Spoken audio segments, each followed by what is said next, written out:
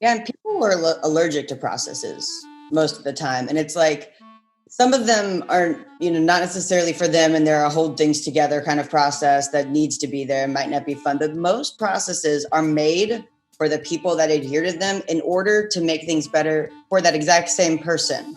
And yet that exact same person is the person that's gut reaction to hearing about a new process is like, oh gosh, not today, not another thing. It's like, this is for you to help you. This is supposed to give you the framework to know I'm going to be doing things the right way that have most likely led to success in the past. And also now I can know if I adhere to these, I can be my own human. I can get it done my own way.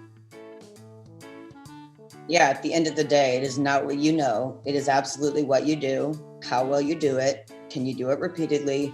And can you do it in a habitual way where you can focus on something else and get better in a new way, I like to remind everyone that I work with and myself in the work that I do that there is no neutral in business. Right. And I think this gets back to the classic problem of companies forever struggling to work on their business because they're stuck working in their business. Welcome to the Improvement Nerds podcast, where it's our goal to bring together a bunch of improvement nerds in order to start an improvolution by providing people with a new tool set, a new skill set, and a new mindset. We're grateful that you're spending time with us today. If you enjoy what you hear, please follow our podcast and subscribe, because there's sure to be good content that occurs in these conversations as we nerd out. My love for creating processes is to enable company success. And the risk in creating processes is that you also do your very best effort and you cut the feet out from under people by pointing our direction, our intention, our measurements at things that might not ultimately lead us to success. So I think the more people view a process with a customer appropriately in mind for whatever the context is, the better and more well-rounded they would be. Some of the examples we painted today is how processes can be the best enablers and the best informers and make us the most lean, efficient companies and feedback loops of ourselves and our customers. But it's all in the doing. And so whenever someone's making a process, it is a system, and you will have elements of the system, whether you're too hierarchically high and you see everything and you can't get in the details, or you're in the opposite way, or you're in one segment. You have to be sure that you get opinions of the areas you don't know, because if you build it, so many of what you experience as a consumer is a company's clunky systems that you can see from the outside as they made that decision in a vacuum, and that's coming across way worse than I know they intended. I have funny examples in my brain, but the point is the same as you don't know everything. No one does, no matter how big or small your company. And so build a system and think about the what ifs and think about all the alternates, because your first idea might be the best, but if you don't have alternates, you'll never know. And then get other people who know different parts of it, even if they end up saying, this is fine, you don't need me. And that way you'll make sure you maintain the system while you work on even your area of it. Hey, Improvement Nerds, this is Tom. I'm back with another episode of the Improvement Nerds podcast today. I have an awesome guest, someone I know that you guys are going to fall in love with. My guest today is Jeanette Renshaw. She's the founder of a company called Small Scale Consulting, which helps organizations. Most of the organizations that she works with are startups that are starting to experience growth and trying to scale up in order to meet that demand. So the way that she comes alongside those organizations and supports them is pretty cool. At the phase in which she meets these organizations, most times they're kind of thinking immediate needs, and they're oftentimes thinking about what we need to be doing next. And as she comes in and works with them, she tries to challenge them to be thinking more long term, and not what's the one thing you want to work on or the one process you need to be thinking about, but how do all these processes work together. So as I got to know her, I thought it would be a great idea to bring her onto the episode and nerd out with her today and talk a little bit about what she does. So, ladies and gentlemen, I'm excited for you all to meet Jeanette Renshaw. Welcome to the show. Hi, Tom. Thanks for having me. I'm excited to be here. I'm excited to have you. So, a lot of the guests that I've had on this episode, there's a commonality in how I've got to know them. And you're one of those people that I got to meet through Jason. So I'm thankful to him. I give him a couple of shout outs here and there for introducing me to all these great people. So, you know, I'm glad he connected us, and I'm glad to have you on the show. Yeah, Jason's great. And he's definitely a great connector on top of all that he already does. In listening to other episodes, I was like, Tom knows so many people. I'm going to be a stranger, but I'll try to bring the heat all the same. Yeah. You know, the secret to getting to know individuals as an introvert is to pretend you already know them and just like have a conversation and talk to them like you're already best friends. And in my professional career, my personal life, like that has worked wonders for me because I'm pretty shy and it's really hard for me to meet people. So like if you listen to other episodes, as I get started, like the first 5 minutes are super awkward because I'm super awkward when it comes to meeting new people. But I've always found that if I can, you know, just talk to them as if we're already friends, even though we may be meeting for the first time, I find that rapport comes so much easier. So just a little tip to all the introverts of the world as they get to meet individuals, like you can do it. It's hard, but it doesn't have to be hard. You can have fun with it and make it playful. As an extrovert, I'm like, aren't we already on the cusp of best friendship?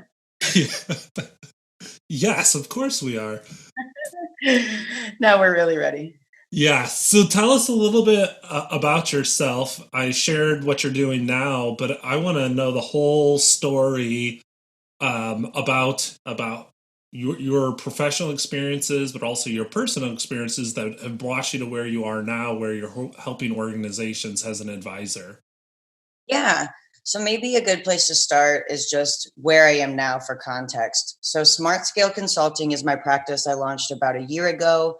And the intention is around scalable businesses, and scalability, as your audience certainly knows, starts with standardization of current results and then predictable, repeatable, and profitable results so that they can scale. And so, in a nutshell, I help companies do that, and specifically on their revenue side of the house, which often gets lumped into sales, but can be and is always going to be much broader than one discipline of business. And so, in that practice, which I'm sure we'll talk about a lot today, there's process and improvement constantly. It is the core of what I do. In my background and my personal life and how I got to here, I think process is my MO and like kind of improvement. And I know that it seems to be a theme across your guests, which is cool. And it makes me feel less alone because most of the time I feel sort of robotic in constantly fine tuning every aspect of my life. But the professional payoffs are wonderful and I'm very thankful. I love that.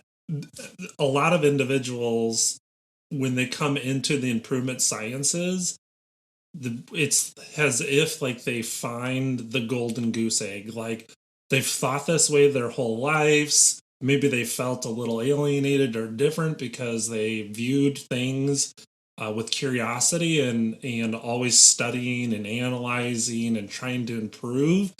And in some cultures, like that's taboo. Like no, just follow the processes you were given. Don't shake the boat. Like sometimes improvement minded individuals really don't fit in and they can be pretty isolating, and then they find their family, they find their community, and they stumble into lean six sigma and the body of knowledge and all the improvement sciences, and they oftentimes feel like they found their home and the light bulb goes off. So for you, you know, you're saying like this is just how I live, but when did it come together for you? Like what was that light bulb flipping moment where you're like, oh my gosh, like there's tools around this and there's a language around this and there's a body of knowledge and I can become certified and I can create a business around this because you know what, although I think this way, not very many people do, and that makes me valuable, not different or weird. I think a lot of people who think this way are like, oh my gosh, like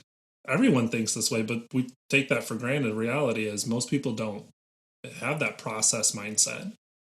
Yeah, it feels just like what other way is there to me and use of the world?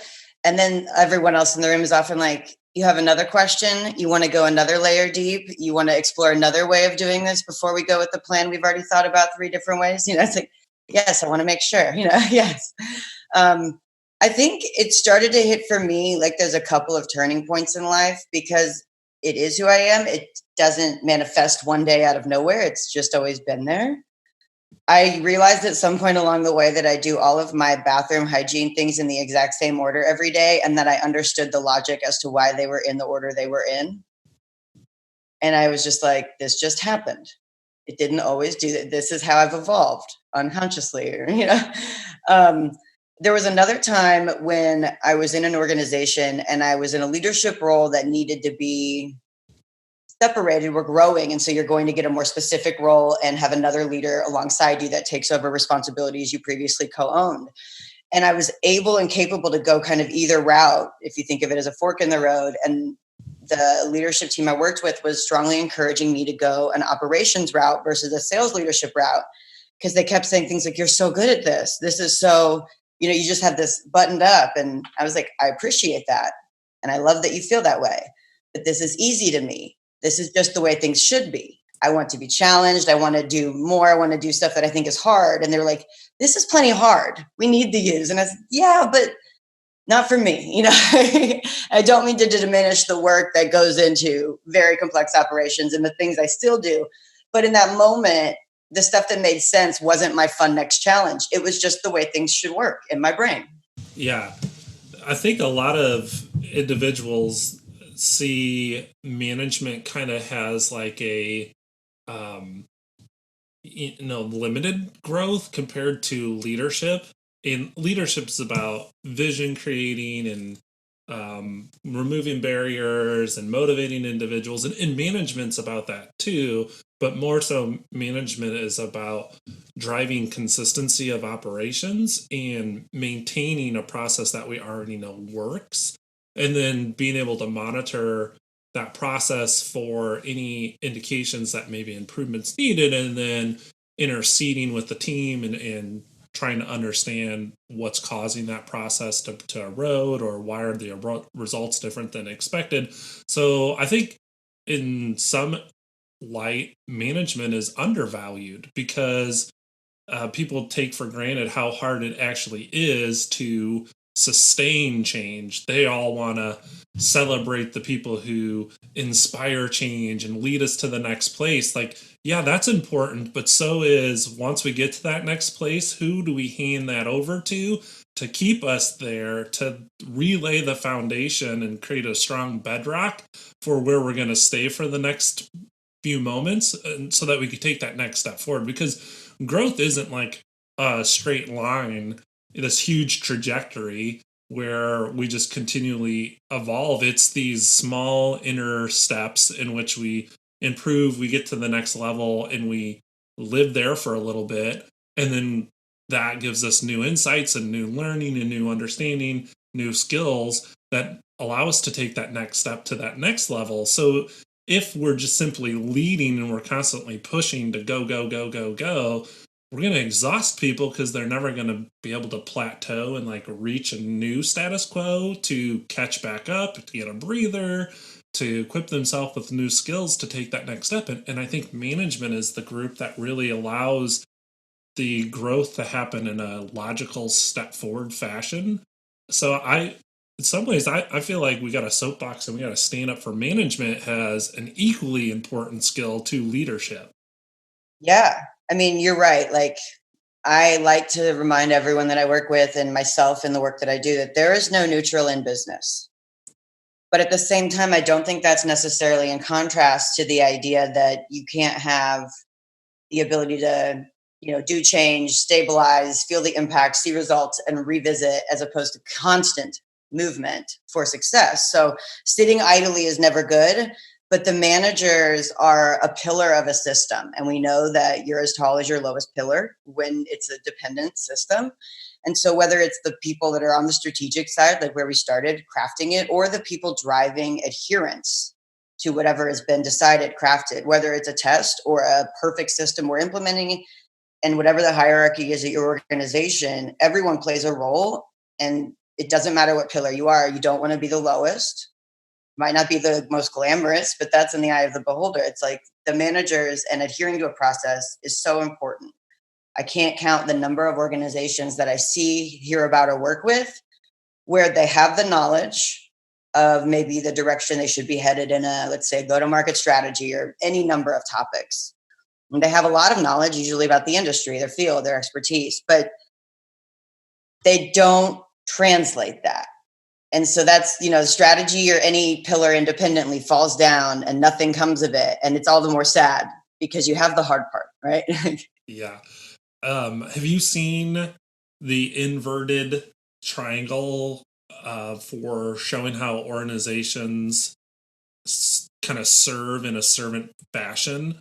So a lot of hierarchical or stovepipe organizations, you'll see, the board and then the CEO, that person's C-suite, and then you got your executive team, and then you got your management team, The and top down, the classic. yeah, that top down. Well, there's models now in which that's inverted, in which at the top of the pyramid is the customer, and then the operators has like the key source of information and inspiration, because that's really why a business exists, is the transaction between those two people, the customer and the person who's serving them. And all those layers, yeah, they're, maybe people will disagree with us, they're important for decision making and to be efficient in setting the direction and measuring progress and communicating important things. But really, if it doesn't all translate into that transaction being different and creating value, like all that energy in creating your vision and your strategy and trying to engage people was not worth the overhead. If you can't impact the exchange between your operator and the customer, the things are going to fall apart really quick. Yeah, at the end of the day, it is not what you know. It is absolutely what you do, how well you do it, can you do it repeatedly, and can you do it in a habitual way where you can focus on something else and get better in a new way, Oh my gosh, I love it. We're going to have a really nerdy episode here.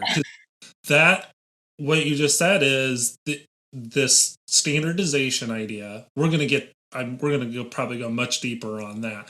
But a lot of people resist it because they're like, oh, it's stifling and you're limiting my ability to think and create.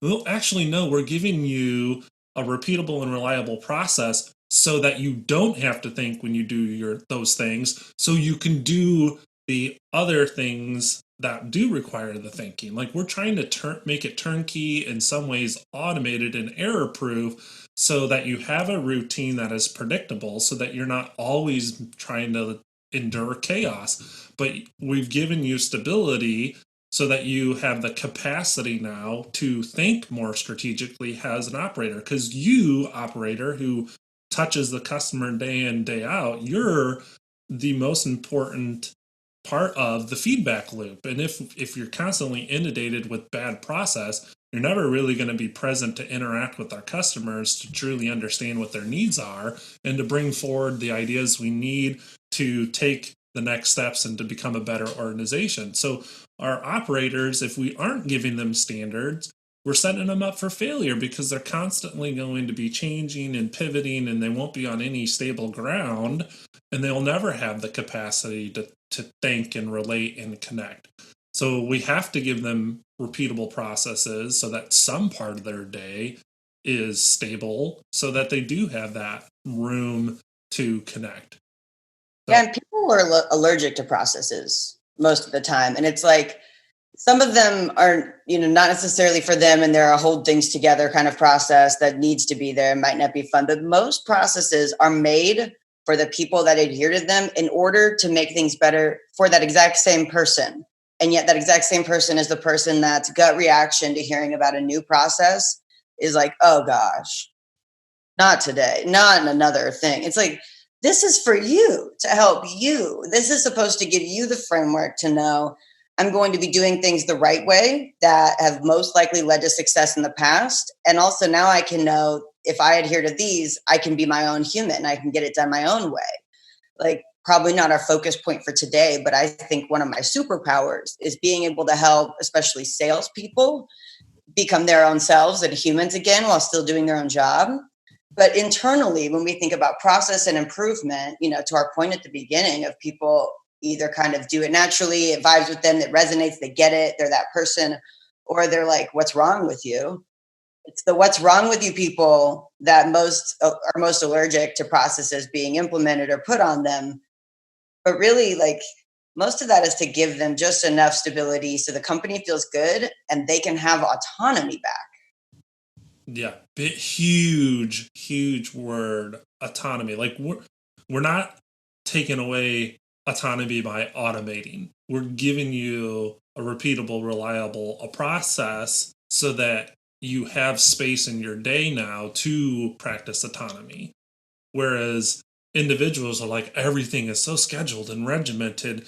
Yeah, that's because we want to have predictability in outcomes and in process to eliminate the guesswork for you and for our customers so that we can use that capacity, that extra energy, and target it to the next change we want to make so that we get out ahead of this curve, because we have to just accept that change is a constant.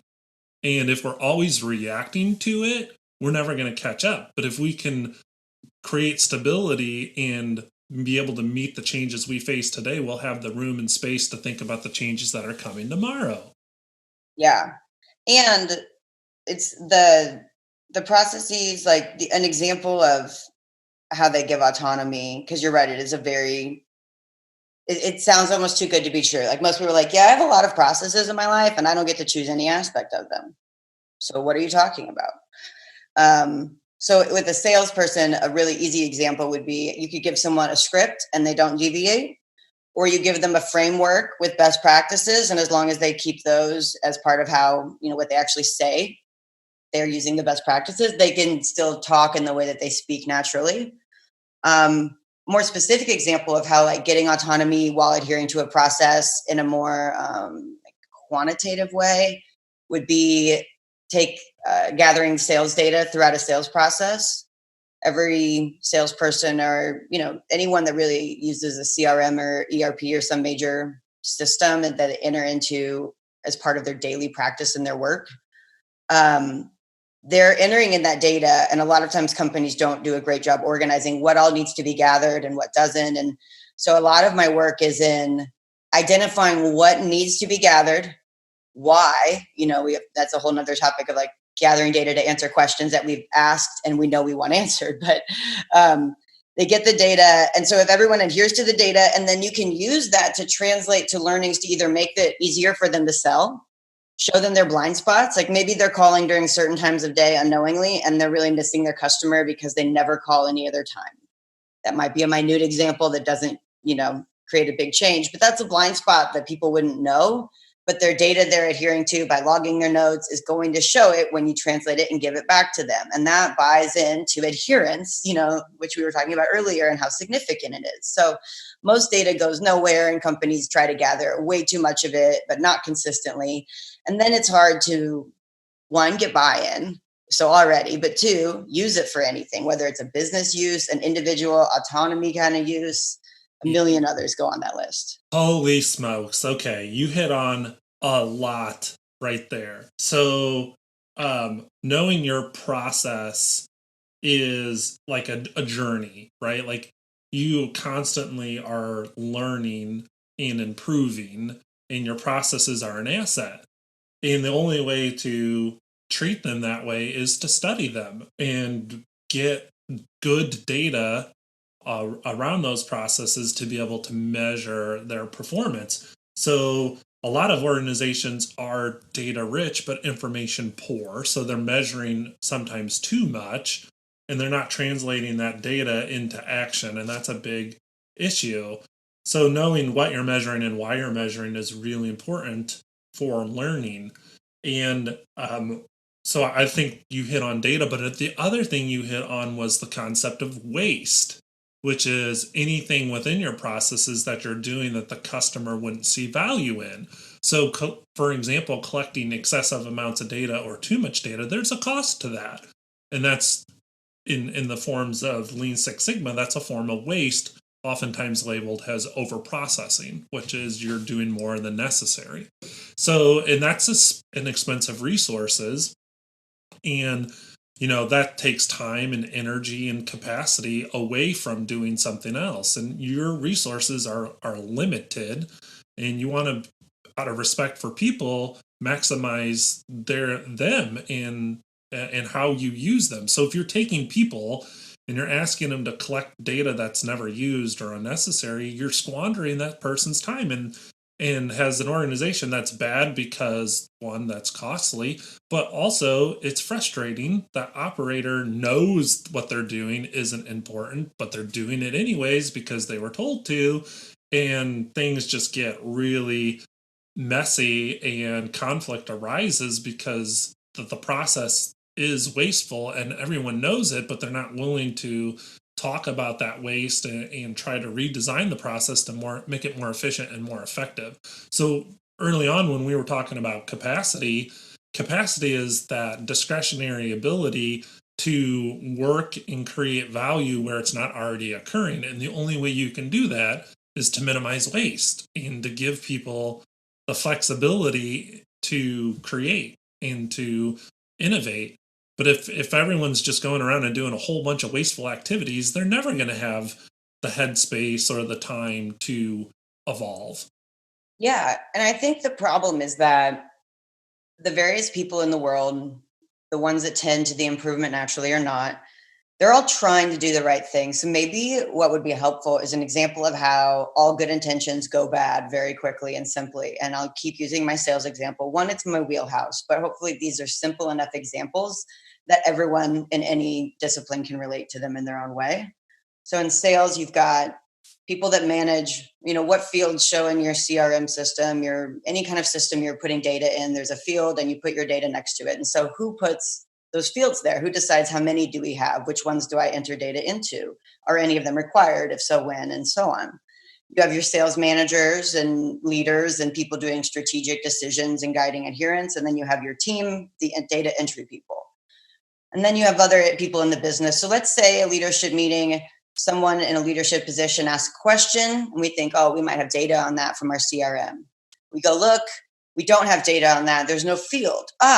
We send a request to our team, make this field for our salespeople to put this data in, so we'll have it. They make the field.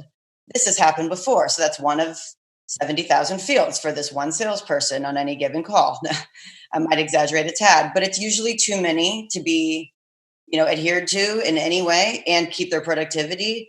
So now, the cyclical thing, if we want more data, let's create a field for it. We'll tell the team about the field. They have it. Have we fixed it? And it's like processes, data gathering in a specific, appropriate way. It does not just occur. So something I alluded to a minute ago is, unfortunately, I see these well-intentioned folks creating fields and trying to gather data and in the right vein, but they don't stop to ask first, what question are we answering? Creating a data gathering infrastructure starts with knowing what you want to find out. It is scientific method at the end of the day. What is your hypothesis trying to learn? And it doesn't have to be a fixed experiment in the way that science is. Sales and business evolves, but you reevaluate, and that's the whole continuous aspect. But you go back to, if what we want to learn is how effective is our sales process? Where do we have fall off? Normal business things about what goes right and wrong along the way. Then these would be the things we'd measure consistently to see that. And so whenever I work with, revenue generating organizations and sales teams, loosely, marketing, customer support, all of the process, we go to what are the data points that everyone enters every single time something happens consistently, and how long has that been going on? These are the things we have to learn from. Everything else is maybe spotty or absent. And are these things telling us what we need? And if not, or even if we have some data, that's where everything starts. Yeah, I have a mentor who says that in a way that I think is pretty relatable is, where are the thermometers in your process? You're taking vital signs of your process day in and day out, as we interpret those vital signs, how are we using that information to, celebrate success? Because there's not enough of that that's done. So you're taking all this data, and oftentimes people feel like the data collection is punitive. So I think in some ways we got to convert that from, hey, these thermometers allow us to measure how good we really are so that we can recognize and celebrate the momentum we have created and the good things we are doing, because it's there and oftentimes we just don't know it. So through data collection, you should be doing both, celebrating success and identifying your next opportunity for improvement. So I think what you were saying there, my mentor, he had a saying of, we got to put the thermometers in the process. And a lot of people resist that because they're like, well, I'm being monitored or judged and maybe there's punitive consequences. No, no, no. We want to be able to do it in a way that is honorable so that we can recognize the good work you're doing, but we can also identify the work that you're doing that maybe isn't maximizing use of your talent and skills, so that it's on the table for us to discuss how would we do this differently. And it just creates a different type of culture than measuring for the sake of measuring. Right. And I think this gets back to the classic problem of companies forever struggling to work on their business because they're stuck working in their business. So, you think about if you build a system that is specific, purposeful, and adhered to for gathering data. I don't know many people in the way that we've both raised our hand as improvement nerds that raise their hand and go, I just love entering data for the sake of it.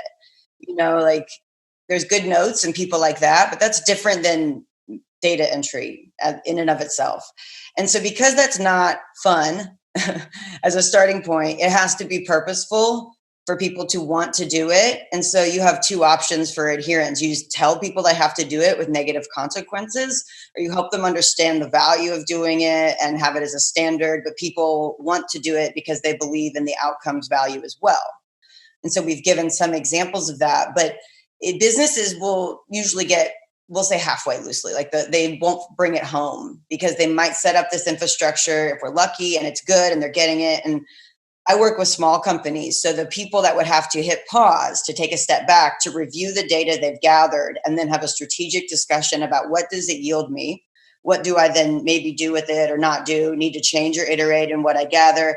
And then how do I communicate that back to my team to make sure that even if I'm doing nothing at this time, they know that I'm looking at it. This is what I'm tracking and this is my update on what I've seen. Like you have to always have the earliest of individual contributors aware of the best case scenario that will come back to them for the data entry they do many times a day, likely. And out of that, you are more reactive to and reliant on data that is real time. I think, committing to data and putting the thermometers in your process, you're collecting what's called a KPI, a key process indicator. And those KPIs should be predictive of your outcomes. So the more you do this, the better you're going to understand the relationship between your process metrics and your outcome metrics. But there's one additional metric that organizations oftentimes forget, which is your customer metric, which is the fastest moving, most reactive metric out of all of them. So your KPIs, oftentimes you heard has your leading indicators, and your outcomes are your lagging. The customer are more of like your feeling indicators. And I think if we found a creative way to measure our customers' experience and our operators' experiences, I think those things day to day are really critical to know and understand, because they're more predictive than even the KPIs are. And a lot of time and energy isn't spent there. So yeah, we have these scorecards and we have these dashboards to monitor the KPIs, but what are we doing on a day-to-day basis to talk to our customers and our operators around, did we deliver value? And really mature organizations kind of subscribe to this belief that you're going to feel the change before you see it. And day in and day out, they simply ask their operators, how do you know we won today? And if people over time start to feel like my job is easier, I'm giving better service, and they just experience a little bit more joy in the processes that they're given to work within, I think that's telling. And I don't think I've seen any scorecard that tries to capture that, to say, how did your day go today? And ask that question every single day. And if we collected that data and for like 2 weeks in a baseline period, people's days were complete crap and they were exhausted and they were frustrated. And then we implemented change and suddenly their attitude and energy changes. And now they're saying today was better than yesterday. And that's true day in and day out going forward. We're enhancing their experience. And I think that is indicative that the process is going to improve because our operators are enjoying what they're doing more. And I'd love to see organizations get all the way down to that level. Yeah. I mean, you said so much important stuff there. So right away, I made a note because you said KPI, and I thought, yeah, I get that. Obviously, I used it, but then you defined it slightly differently than me, and I was like, whoa, that's interesting. You said key process indicator, and I usually am intending to mean key performance indicator when I'm saying it. But then you followed that with exactly what I think the distinction is performance is usually an internal reflection and not something that considers the customer and the ultimate like value outcome for any business trying to sell to their end client, no matter the entity or person. But yeah, there's something to like a process might work on paper, but if people don't like adhering to then you have all these other negative outcomes about how it's really happening in real time, or maybe the long-term impact on other processes like talent retention if they hate following the process of their job. And so at the end of the day, if your process is flawless but you never keep people, then it's not flawless, like there's probably an exception to that, but we won't dive into all of it. I think it's also, you made a great point about just considering the customer when you think about a business process right away. People look internally, but a process is a system and a value outcome is absolutely dependent on the customer. And so sometimes metrics really fool us into believing that we're doing all the right things. And unfortunately, we usually like create those systems ourselves, albeit unintentionally. But one of my favorite books, this is really nerdy, is The Goal by Eliyahu Goldratt, which is a process manufacturing book for people that don't know. So the fact that a person whose life has been in sales is reading that is probably funny. But the whole point in The Goal is this manufacturing plant has a ton of metrics that they religiously measure and are evaluated on. And they've got them all in the like appropriate ranges. And they're about to be shut down. They're not making money. And the book is the narrative process of redefining. The goal is making money and selling things, and the customers wanting to buy more and continuing to do that. And that means all these metrics internally that we're going to, they have to slowly figure them out and change them all. So they break all of the system internal company metrics, but they achieve the goal of selling things, making money, creating successful company. And so I think my love for creating processes is to enable company success. And the risk in creating processes is that you also do your very best effort and you cut the feet out from under people by pointing our direction, our intention, our measurements at things that might not ultimately lead us to success. So I think the more people view a process with a customer appropriately in mind for whatever the context is, the better and more well-rounded they would be. Brilliantly said. And that book has been I know of the book because Goldratt is considered one of the Lean Six Sigma gurus. So yeah, I was quizzed on who he was and theory of constraints and bottlenecks. And it's on my list. I've heard so many great things about the book, and thank you for championing it. I think really, if you step away from that, what Goldratt was talking about is systems thinking. And in systems thinking, the ultimate goal is to avoid unintended consequences, or what's called sub-optimization. So it's not looking at your processes as individual activities, but interconnected activities that all, when working together in a system, in a systematic way, deliver value consistently. So it's on my list. I'm thankful you brought it up. Since you brought it up, I'm trying to convince my wife of something. So I have it on my website, something called the Nerd Shop. And on the Nerd Shop, I have like a couple of quotes from Lean Six Sigma gurus, and I really want her to make a shirt that says drum buffer rope. And I think anyone who's a gold rat nerd would like fall over themselves to get it, because that's how organizations should be planning their cadences. What's my bottleneck? Because that element is the hinge pinch. I can only go as fast as my bottlenecks are going to allow me. So I want to make that shirt, and I'm just putting it out there that if I do, I'll ping you and say, like, here's your nerd shirt. I finally made it. I finally convinced Carolyn, my wife, to produce it. She thinks I'm crazy, but I'm like, there's people out there who love this stuff, and like, you're one of those people. Yeah, no, I think that wouldn't be crazy. And making a t-shirt, I have full belief in you. I think there will be stranger friends on the streets that will come up to you and be so excited. And then you'll find improvement nerds in other new ways with your shirt. It's really lead generation for you. Yeah, that's a great way to look at it. I see it more as wearing my nerd on my sleeve and telling people they should do.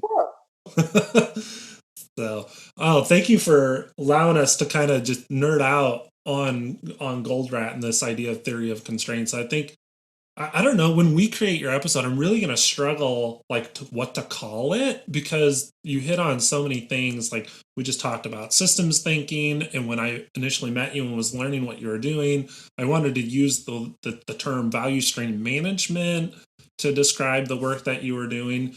And it really doesn't matter what term you use to talk about how you help organizations get better. What you're trying to inspire is you need to be a process honoring culture in order to know what you're doing and why you're doing it and how to do them better. Yeah, I think maybe, and I don't know what my episode should be called. Certainly you'll decide the best one, but it's like process.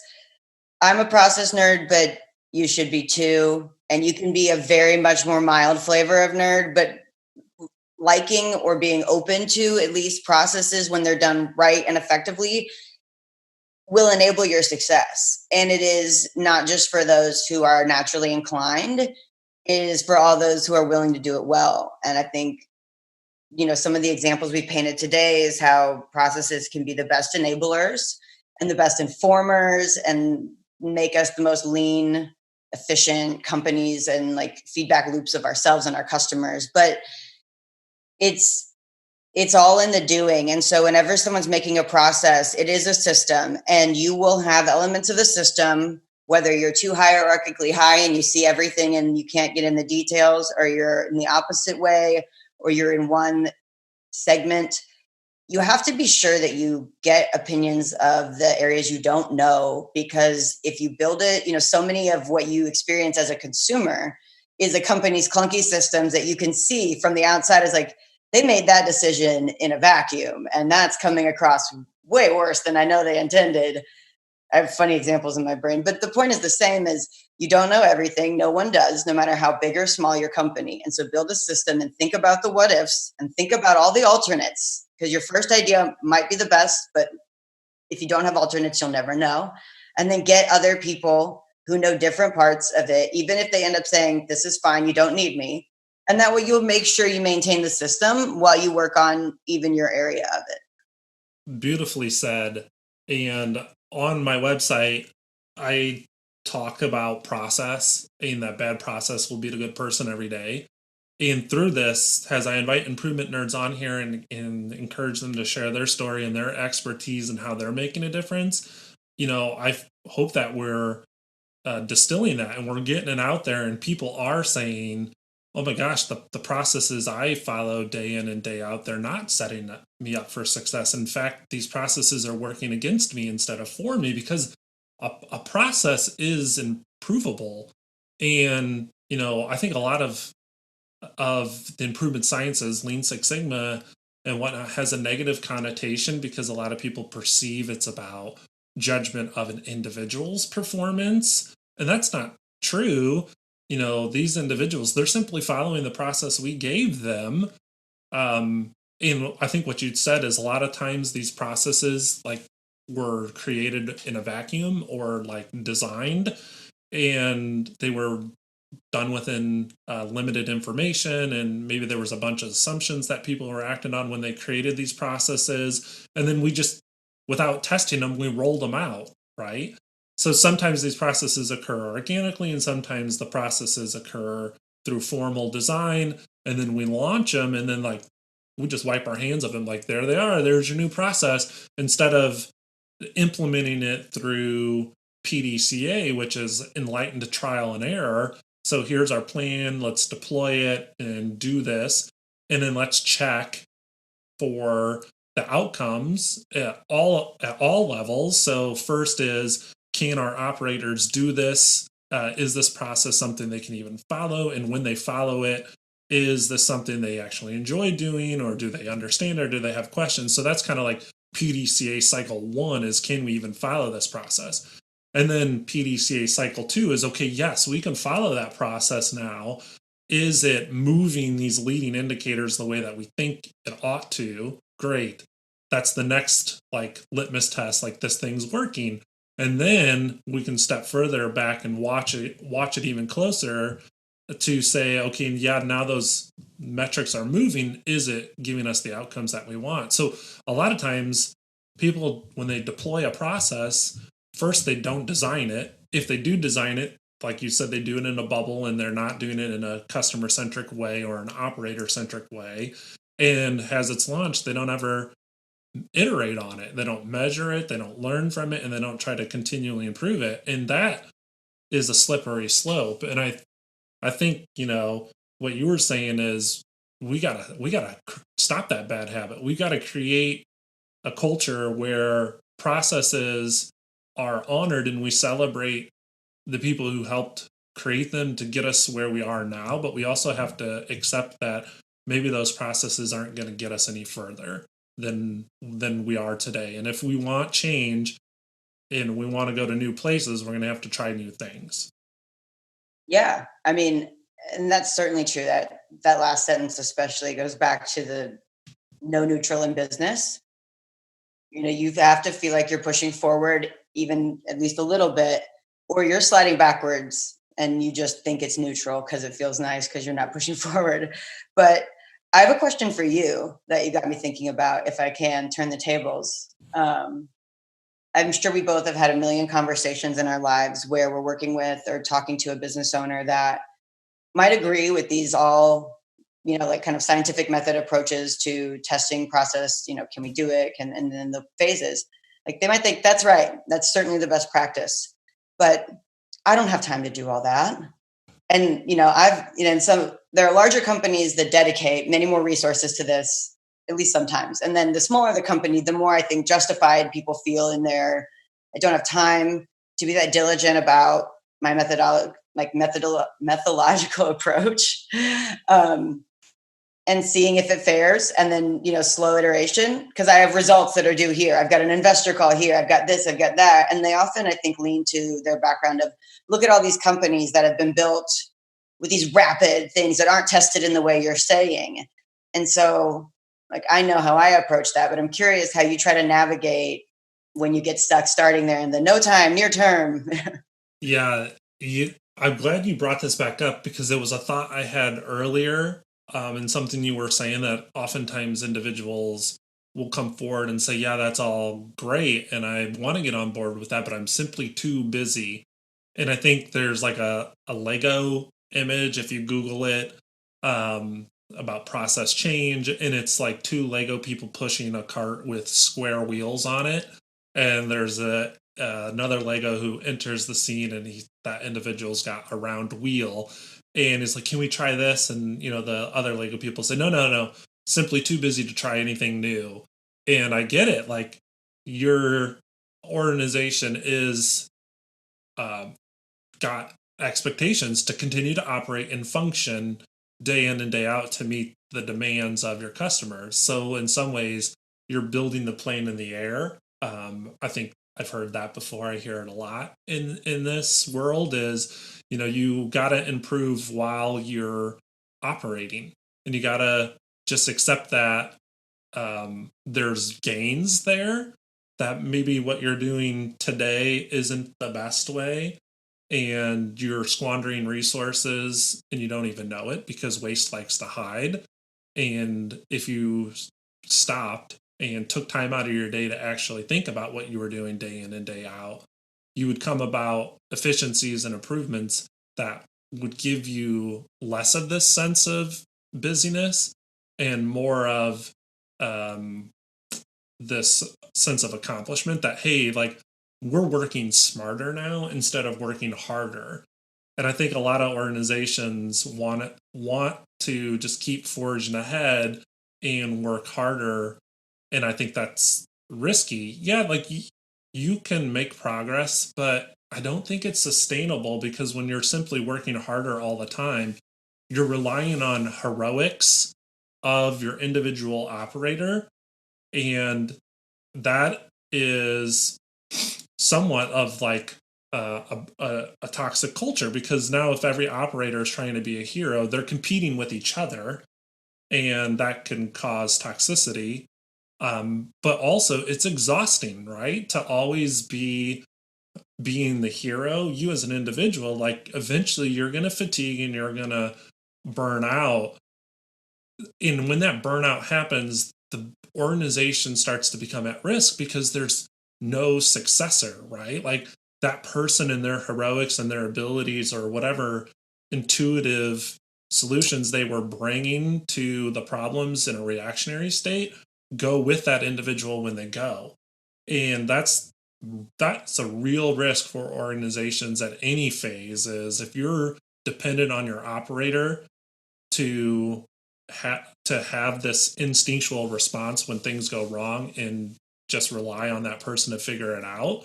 Like that is a problem, because what happens when that person is afforded another opportunity or is given a promotion and they leave that role, even if they don't leave your organization, but if they leave that role of what they were doing, all that stuff that they were doing goes with them. And if you want this stuff to endure, if you want to, out of respect for that person, if you want them to be able to leave the process better than they found it, you have to give them the time to actually document what they were doing and why they were doing, so it's transferable. And if organizations just go around working hard, I think it's terribly disrespectful to the people who are being asked to work that hard. And the way we can celebrate their hard work is to find a way to capture it and transfer it to the next person so that they leave some form of legacy in their place. And Simon Sinek, in his book, The Infinite Game, he says that it's the difference between playing a finite game and an infinite game, in which the purpose of an infinite game is to perpetuate it so that it continues, versus going from point A to point B with a certain goal in mind and then achieving that goal and then it's all done. That's not the goal of business. They're not trying to go from point A to B. They're trying to go to B to C to C to D, all the way to double A through infinity. Like the going concern of business is that they're always evolving, they're always creating value, and they're always delivering to customers who truly need their services. And if organizations don't subscribe to that belief, eventually it's going to catch up to them. Like, yeah, enjoy the growth while you got it, but know that you're simply celebrating long-term success at the cost of, or you're celebrating short-term success at the cost of long-term relativity. They're kicking the can. Yeah. I mean, there's no hack to it. And you brought up so many good examples, but I think the word that stood out the most was that, like, if you try to shortcut it or hack it, could you make it? Certainly possible. Many companies have. What's the, potential is, like, you take on a huge risk. So many good companies, like I work a lot with early stage, smaller, medium companies. Early stage companies, many fail for the wrong reasons. Tons fail, but a lot of them fail for the wrong reasons. And a lot of it is this belief they have to hack something or go faster for these immediate results at the sacrifice of having runway time or ultimate success and achievement. A very, very cut and dry example from my practice today is companies want the revenues to improve. I fix revenue problems. I create scalable revenues. But a lot of times they want results. I'm a sales professional. They go, we put some commission or something in our structure you could sell for us. And I have to, among others, hard no that idea, because that is nothing that will exist when I'm gone. And that would be the worst way for you to spend your money in this vein. Like there's no infrastructure, there's no transferability. I think that, as we talk, do we have time for an example? I find this example to be so poignant. We have as much time as we need to inspire people to subscribe to whatever it is we're talking about. Like podcast for one, but yeah. To call this podcast episode, but I think the examples you're providing are very dynamic and is super useful. So let's lay it on them and be unapologetic. Like, I'm not apologizing for getting on the soapbox and saying like things can be better. And the more we pretend that everything's perfect right now, the further we get from our true capacity to really reach for the stars. Like, if you're fine being complacent, like, this podcast is not for you. I'm sorry. Like, it's called Improvement Nerds, not Complacent Nerds. So if they're still listening, I would be fascinated. But like, truly, like, I'd want to understand. But so here's my example, and I think it's poignant. So one, permission to be wrong. And I'm so open, if I'm way off base on this, for anyone to tell me otherwise. I always like to reserve the permission to be, wrong today, learn more later today, tomorrow.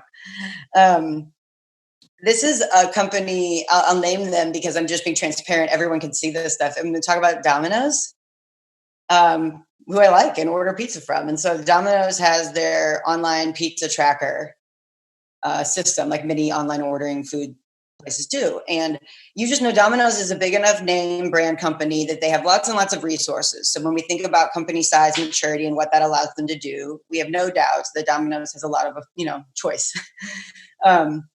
So in discovering this thing, I'm going to give you the example of, I went and studied a bunch of other food service delivery, like, process flows, because they get the tracker and sometimes there's a map, but there's usually steps, we've confirmed your order and so on. So I don't know if anyone else noticed when this started happening, but Domino's has a unique step in theirs, which is quality check. Quality check appeared someday in the past. I ordered pizza before and after it showed up, I think. And so it goes right after it comes out of the oven and before it is in the vehicle for delivery. So you've got the normal steps. So like with other delivery services, it goes from cooking in some capacity, preparing, whatever word they use, to out for delivery, en route, on the way. Which means that we all know cooking at a restaurant happens. It gets boxed and it isn't immediately whisked to your home. There's some like waiting period there before it's picked up and it moves. But the trackers never show this waiting period. So you, as the consumer at home, hungry, waiting for food, never know how long your food is sitting under a hot lamp, just cooking, like getting worse. Domino's, at some point along the way, this gets back to like the business, the internal view, something got a conversation going around wanting to tell the customers, like, we've checked our pizza for its quality. We've certified that this is, probably the right toppings, the right stuff for you. They've had campaigns about making sure they make things right when they get subtle things wrong with your pizza. And many people have seen the varieties they've done.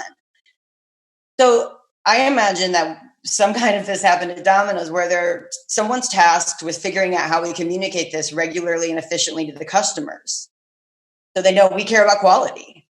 And somewhere along the way, and working in a bunch of silos and like small teams that were tasked with this, they decided to put quality check, comes out of the oven and someone's going to look at it and make sure it's right before it starts heading to you.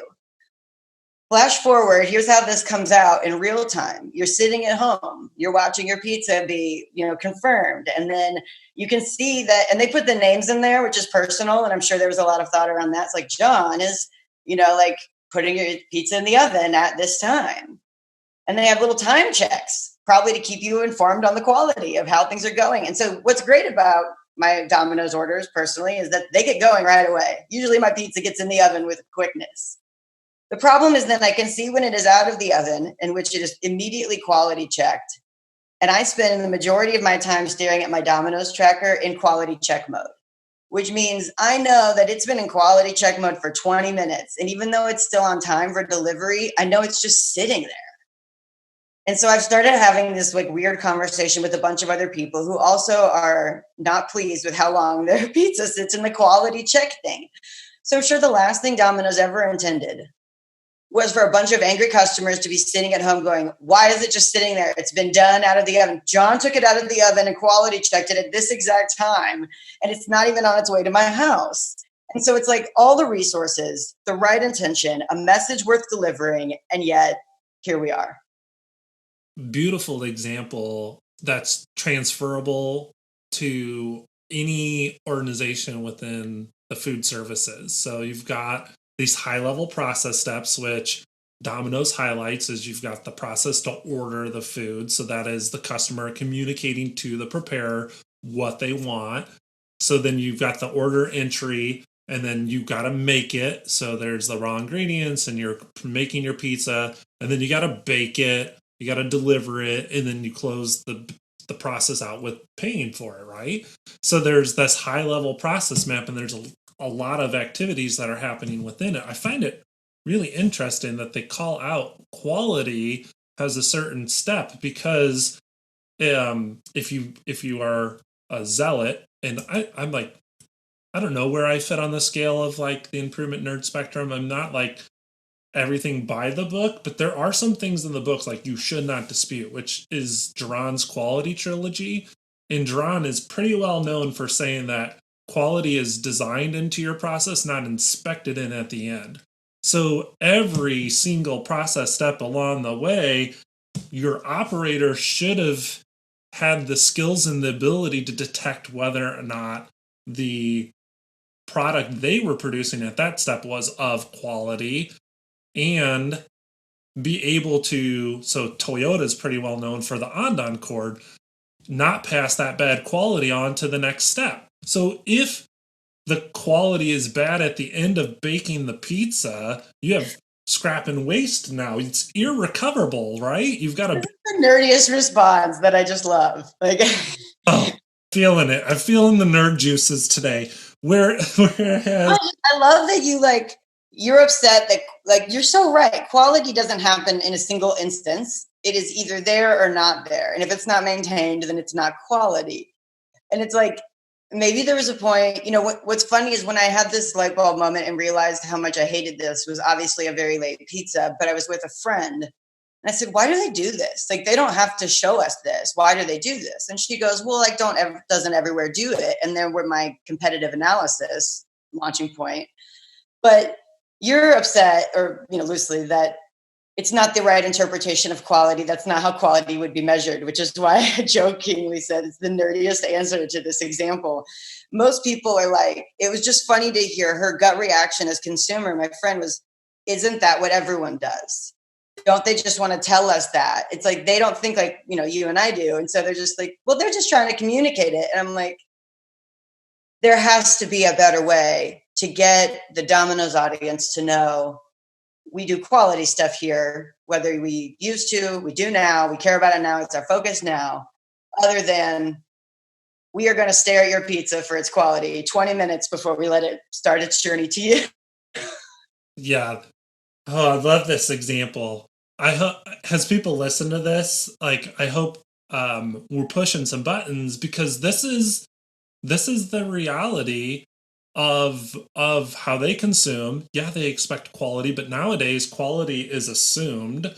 Almost every customer has it as an expectation, and so it's assumed. So obviously every organization does it, and it's not like a certain step, but it permeates every step of the process. And if people are listening to this and their role is quality inspection, they're probably pretty peeved at what you and I are saying right now. I'm not saying their roles aren't important. I'm saying how they perform their roles could be really different. Is that they should be doing, back to Duran, quality planning, quality assurance, and quality testing. And a lot of times all they do is quality testing, right? They wait until the process has been completed and they test on the backside. Yes, that's important, but that's not the only piece of quality. You should be doing quality planning, which is you design quality into your process, quality assurance is you monitor that people are following that process. And if those two things are true, if your process was designed with quality in mind and the customer's expectations at the forefront of it, and then you monitor that people are following that process, then you should have good quality products on the end. But a lot of times they're not completing that full gamut. They're simply inspecting at the end. And we need them to rise and work within their organizations to serve the entire spectrum of the process, not just the endpoint of it.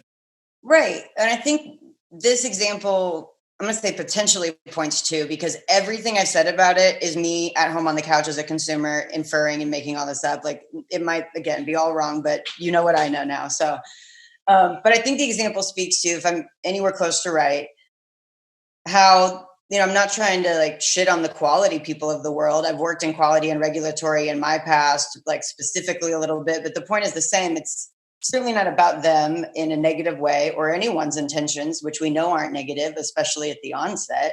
It's more about how it falls down and no one is aware enough of how it's broken to catch it before it manifests.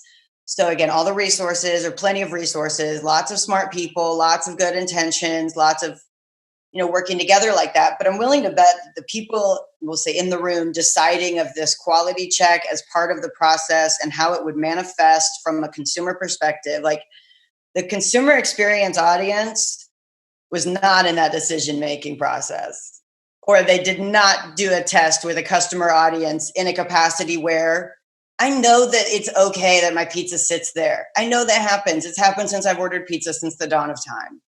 It is not going to change my interest in ordering Domino's pizza. And that's not just to save face with Domino's, who I appear to be like tearing down. It's not my intention. I like it. I have free pizza waiting with my rewards. The point is, all of that seems to be going so well, resources, intentions. And yet, the small subtlety of like earlier, maybe the wrong person or the right person wasn't included. We didn't think, what are we not thinking about? Who else do we need to double check from? Even if it feels like we've got all the executives here and we've aligned on a decision. I think this story, I'm so glad you brought it up, because it's a great summary to almost everything we've talked about. Is it isn't about the individuals, it's about the collective, and how they work together is not like just accept and not embrace conflict to talk about what might break or what might not work. I think a lot of times, or maybe they know, like, there's this issue, like, oh my gosh, like, I can't believe we're rolling this out. Someone might have known in this creating process that that's not going to work, but they didn't raise their hand or communicate it because they were fearful of negative consequences or punitiveness. So maybe they were trying to advocate for the customer, but couldn't because the culture wasn't there. And I think that plays out a lot within organizations. Is they roll out bad processes and someone knows it's not going to work but can't communicate it, and that's quite troubling, because this could have been avoided. And even if it wasn't communicated and now you're doing it and customers are saying they don't agree with it, that's the next piece of feedback loop to say, oh my gosh, this isn't getting us where we thought it was. Time to pivot, learn and grow and go somewhere else. And I think, if anything, you had said it well, that business is continually evolving and processes are continually evolving. It's those processes that, if they're not designed appropriately, so what?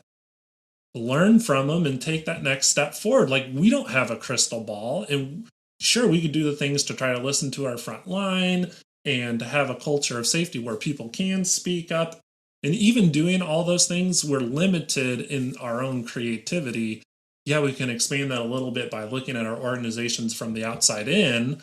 That's definitely good advice. I'd heard you say a lot of people look at their businesses from the inside out and they design things in a bubble. So even if they were looking at their businesses from the outside in, there's still that risk of getting it wrong. And I think that a lot of people hear the word failure and they're like, no, avoid it at all costs. No, that is, without failure, there's not change. Like, Fail forward. fail forward. So I am glad you brought up Domino's. You've made me hungry, which is a constant state for me.